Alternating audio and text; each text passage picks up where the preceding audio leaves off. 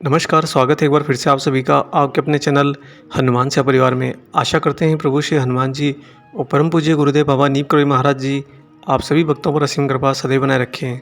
आप में से अधिकांश डिवोटी अपने जीवन के अंदर हो सकता है कि काफ़ी लंबे समय से हनुमान जी की पूजा करते हो, उन्हें मानते हो, उन्हें ध्याते हो या फिर किसी अन्य देवी देवता को मानते हो, ध्याते हो।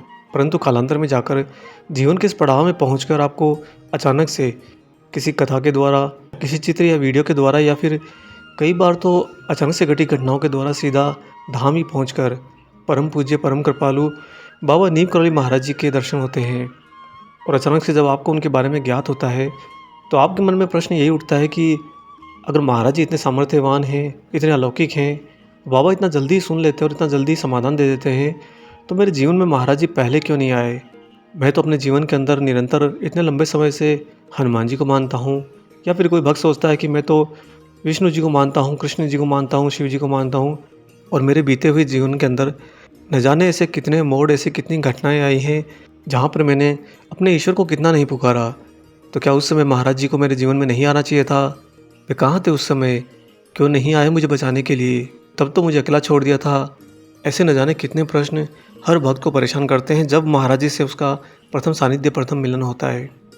अब आपको हम यहाँ पर एक छोटे से उदाहरण से बहुत ही आसान शब्दों में आपको इसका रहस्य समझाएंगे।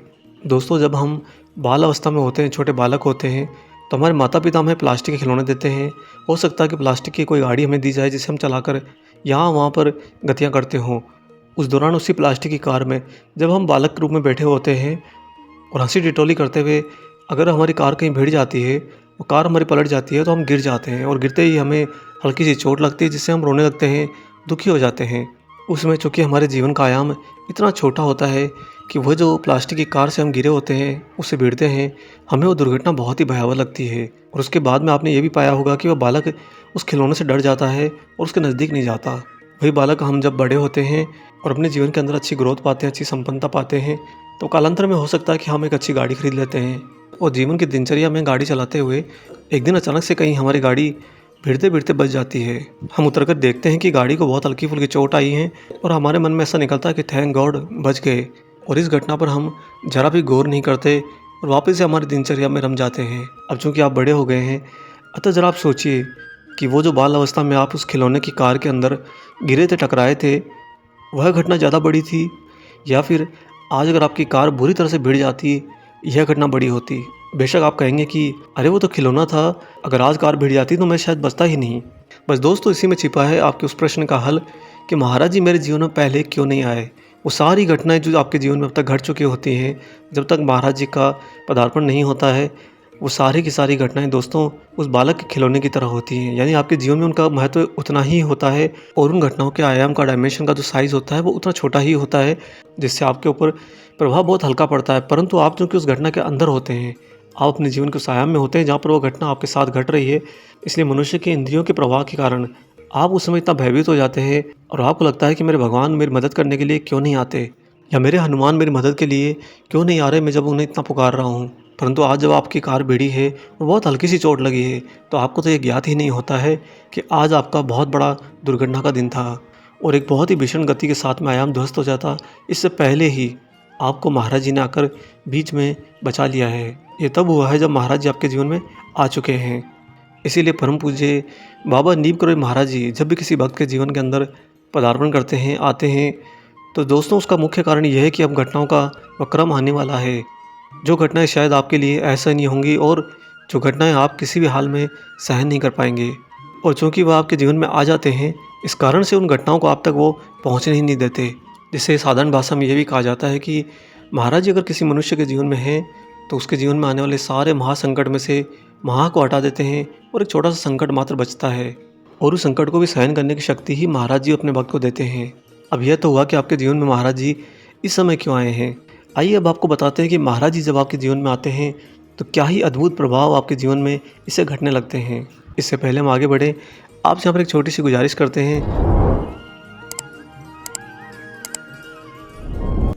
आइए आपको सीधा ले चलते हैं महाराज जी के जीवन में आने के बाद घटने वाले बहुत ही अद्भुत प्रभावों के ऊपर।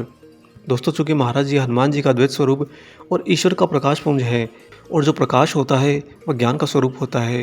अतः महाराज जी जब आपके जीवन में आ गए हैं तो सर्वप्रथम जो महाराज जी के आने से आपको फल मिलेगा वह मिलेगा आपके जीवन में सत्य रूपी ज्ञान का आगमन हो जाना।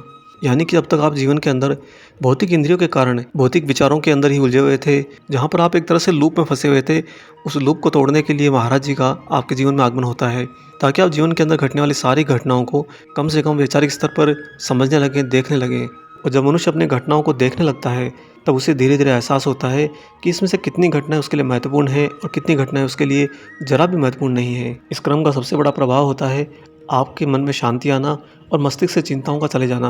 और दोस्तों, आपकी आत्मा तो बस यही सब चाहती है। अब बताते हैं आपको दूसरा महत्वपूर्ण प्रभाव। जब महाराज आपके जीवन में आते हैं तो बाबा आपके जीवन में आते ही इसलिए हैं कि जो भी भक्ति आप कर रहे थे, जहाँ तक आप भक्ति करते करते पहुँचे हो, उसके आगे बहुत ही प्रभावशाली गति से अब आपको ईश्वर की ओर ले जाना है। इसके लिए आपको एक बहुत ही सतत दिव्य गुरु की आवश्यकता है।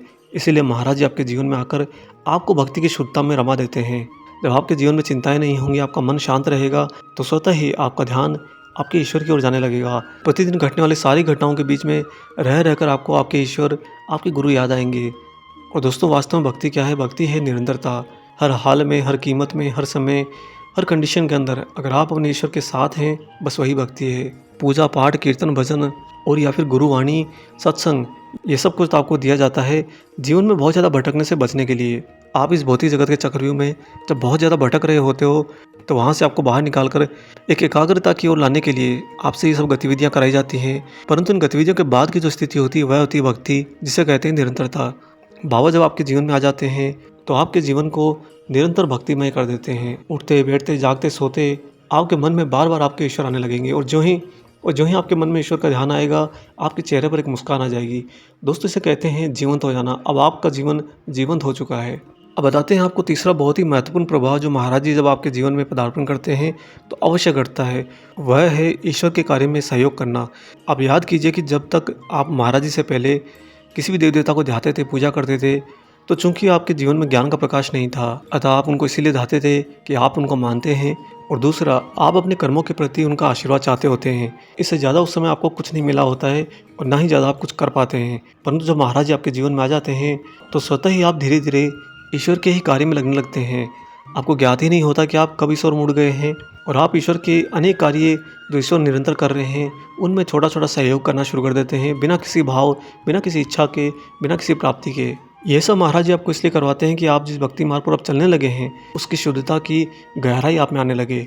क्योंकि दोस्तों, अंत में ये भक्ति मार्ग जाकर ईश्वर में ही मिलने वाला है। और ईश्वर कौन है? वही जो निरंतर इस प्रकृति का पालन कर रहे हैं, संचालन कर रहे हैं। उनके कार्य में जब आप सहयोग करते हैं तो एक तरह से आप ईश्वर के संभाव में आने लगते हैं। और यहीं पर शुरू होता है चौथा बहुत ही महत्वपूर्ण प्रभाव जो महाराज जी के आपके जीवन में आने पर अवश्य घटेगा।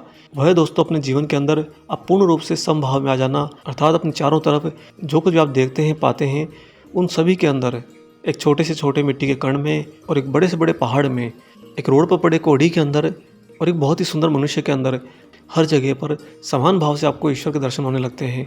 वही ईश्वर जिनको आप ध्याते हैं, वही गुरु जिनको आप मानते हैं, आपको हर जगह पर वही दिखाई देने लगेंगे। ये बहुत ही उच्चतम स्तर होता है अपनी भक्ति मार्ग का। वहाँ तक भी आपको महाराज जी लेकर जाते हैं। और पांचवा, इन सबसे महत्वपूर्ण प्रभाव जो महाराज आपके जीवन में लेकर आते हैं वह है कि ये सब कुछ जब आपके जीवन में घटने लगता है बाबा के आने के बाद में, तो महाराज इन सब के द्वारा आपके जीवन को सरल से सरलतम बना देते हैं। यानी कि आप अपने जीवन को अब ऊपर से देखना शुरू करते हैं, ना कि आप उसके नीचे रहकर उसी के बोझ को सहते रहें।